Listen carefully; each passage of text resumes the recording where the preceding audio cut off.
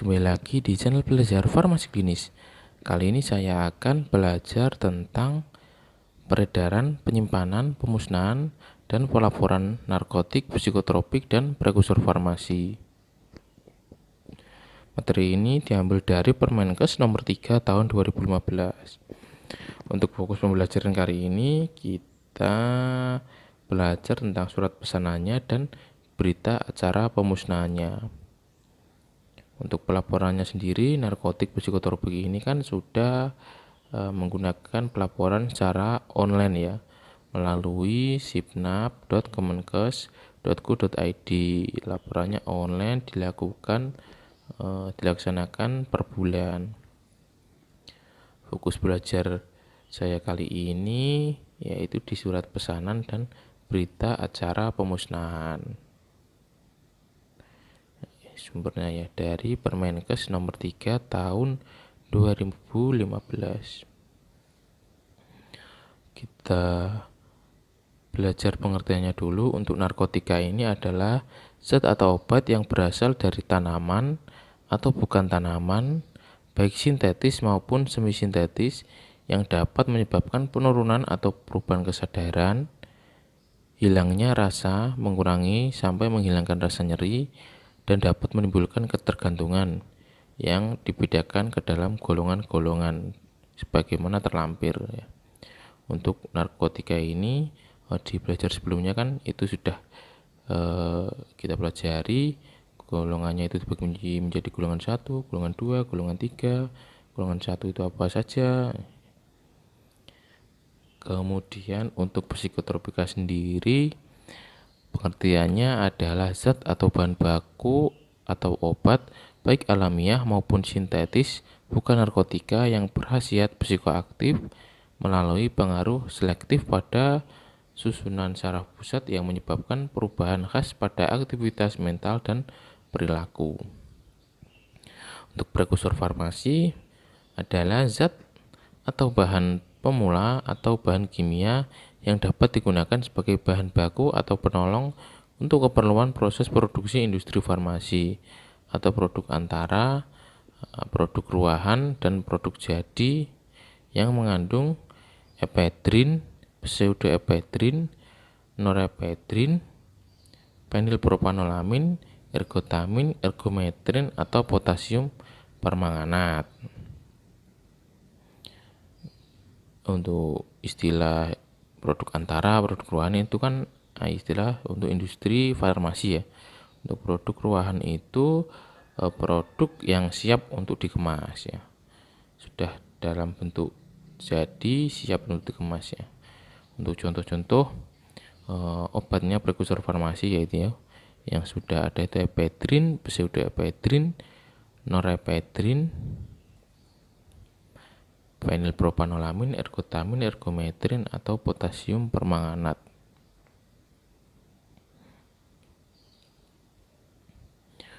Untuk pencatatan sebagaimana dimaksud, paling sedikit terdiri dari nama, bentuk sediaan, kekuatan narkotik atau psikotropik atau prekursor farmasi, jumlah, kemudian tanggal, kemudian jumlah yang diterima, kemudian tujuan penyaluran, kemudian jumlah yang disalurkan, nomor batch, dan kadaluarsa setiap penerimaan atau penyaluran, kemudian paraf identitas petugas yang ditunjuk. Ini contoh surat pesanan narkotika.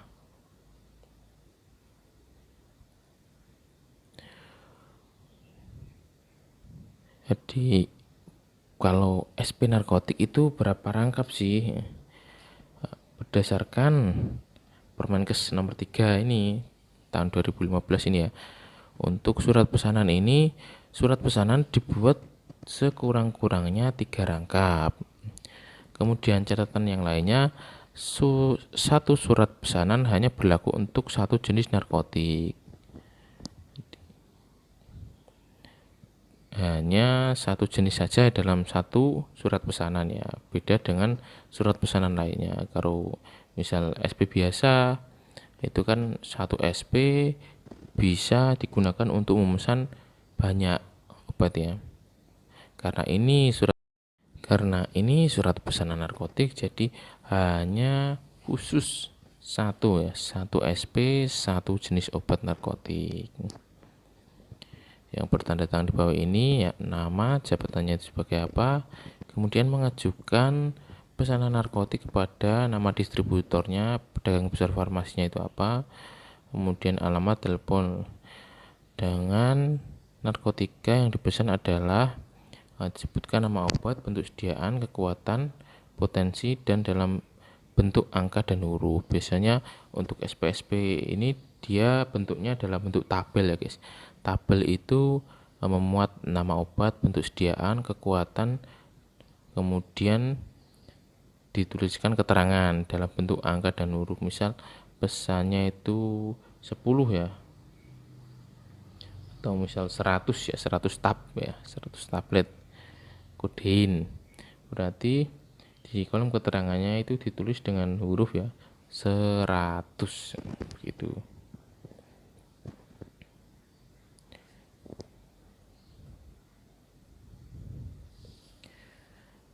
Kemudian untuk surat pesanan psikotropika ini, untuk catatannya yaitu sama seperti narkotika, surat pesanan dibuat sekurang-kurangnya 3 rangkap. Jadi untuk berdasarkan Permenkes 3 tahun 2015 ini ya, narkotik dan psikotropik surat pesanannya itu rangkap 3. Kemudian khusus untuk narkotik, satu surat pesanan itu hanya digunakan untuk satu jenis obat. Kalau psikotropik ini tidak. Jadi satu surat pesanan bisa digunakan untuk memesan lebih dari satu obat psikotropika. Untuk formatnya itu sama. Jadi dengan psikotropika yang dipesan ini, untuk lebih mudahnya itu dibuat dalam bentuk kolom. Selanjutnya untuk prekursor farmasi ya, prekursor farmasi ini sama, untuk catatannya itu surat pesanan dibuat sekurang-kurangnya 3 rangkap, tapi dia sama seperti psikotropik dan SP biasa. Satu surat pesanan bisa digunakan untuk memesan lebih dari satu jenis obat prekursor farmasi. Ini surat pesanan obat jadi prekursor farmasi ya. Jadi minimal untuk SP-nya itu 3 rangkap ya guys ya. Ini surat permintaan narkotika atau psikotropika.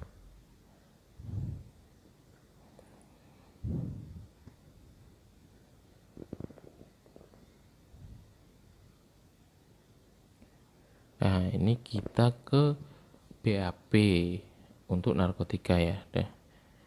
BAP ini adalah berita acara pemusnahan.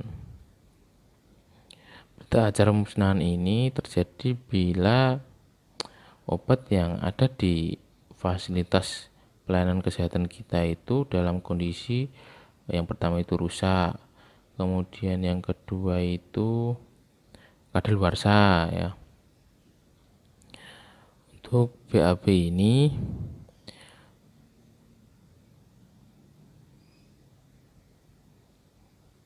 karena ini narkotika ya, harus ada dari maksudnya itu disaksikan ya, disaksikan dari saksi dari Badan POM, saksi dari Kemenkes, kemudian saksi dari sarana fasilitas pelayanan kefarmasiannya, kemudian dinas kesehatan provinsi ya, karena ini sekelas narkotika. Untuk obat-obat biasa itu hanya dari saksinya itu dinas kesehatan kabupaten.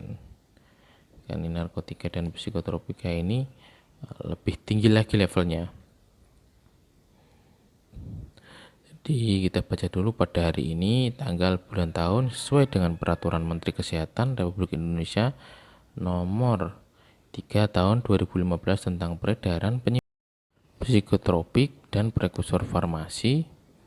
Kami yang bertentangan di bawah ini nama apoteker ya, kemudian nomor SIPA, kemudian nama sarananya apa, kemudian alamat sarananya diisi, kemudian dengan disaksikan oleh saksinya ditulis nama dari saksi Kemenkes, jabatan dan NIP, kemudian dari Badan POM juga begitu, nama, jabatan, NIP, dan saksi dari sarana yang bersangkutan, nama, jabatan, dan nomor SIPA.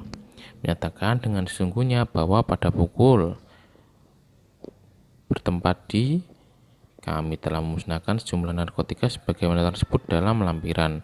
Pemusnahan ini kami lakukan dengan caranya seperti apa, misal dibakar. Kemudian berita acara ini dibuat rangkap 4 ya. Untuk BAP ini rangkapnya itu harus 4 ya. Dikirimkan kepada yang pertama Kementerian Kesehatan, untuk Ditjen Bina Kefarmasian dan Alkes, kemudian yang kedua untuk Badan POM, kemudian yang ketiga untuk Dinas Kesehatan Provinsi, dan yang keempat Pertinggal itu untuk arsip kita. Demikian berita acara ini kami buat dengan sesungguhnya agar dipergunakan sebagaimana mestinya.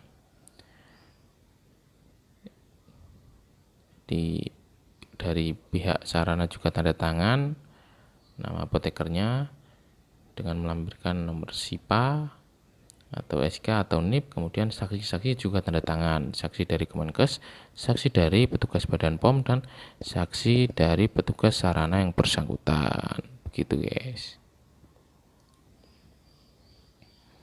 Untuk lampirannya ini juga sama seperti pemusnahan obat bukan narkotika ya. Jadi di data dulu obat yang dimusnahkan itu sama apa saja.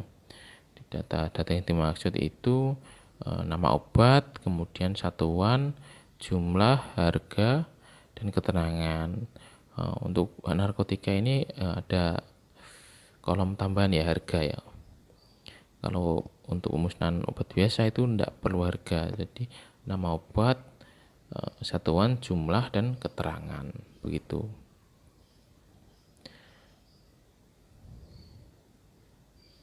Ya, selesai. Baik, selesai sudah pertemuan kita kali ini. Kita lanjut di video berikutnya. Salam belajar farmasi klinis. Semangat belajar.